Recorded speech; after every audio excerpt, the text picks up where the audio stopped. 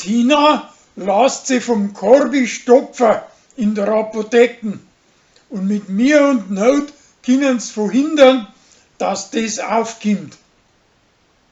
Danach gewinnt sie 2 Tage in einem sindteuren Hotel für die Mutter und Tochter.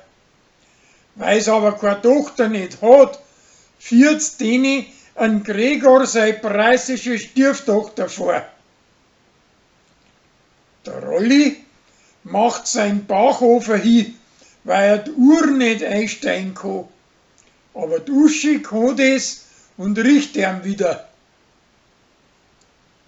Der Hubert kriegt zu seinem 54. Purzeltag 2 gefälschte Golfballen geschenkt, wo vor einem ganzen Haufen Golfmeister stammen sollen.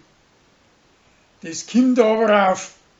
Und drum schenken sie ihm nachher der Bierfutzel, wo der Uri sein Alter mit der Rosi sein Vater die Wett gesoffen hat.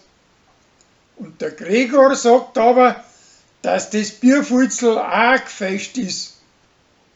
Drum müssen die 2 jetzt auch wiederum die Wett saufen. Aber die Bierfutzeln werden diesmal von der Uri gefälscht. Und man weiß wieder nicht, wer das mehr vertragt, Wirt oder Brei. Als Zwiefall sagt der Bürgermeisterin einen Ernst auf und bleibt für immer bei den Preisen oben bei seinem Sohn. Die Landweiber machen deswegen die Leni zu einer Chefin.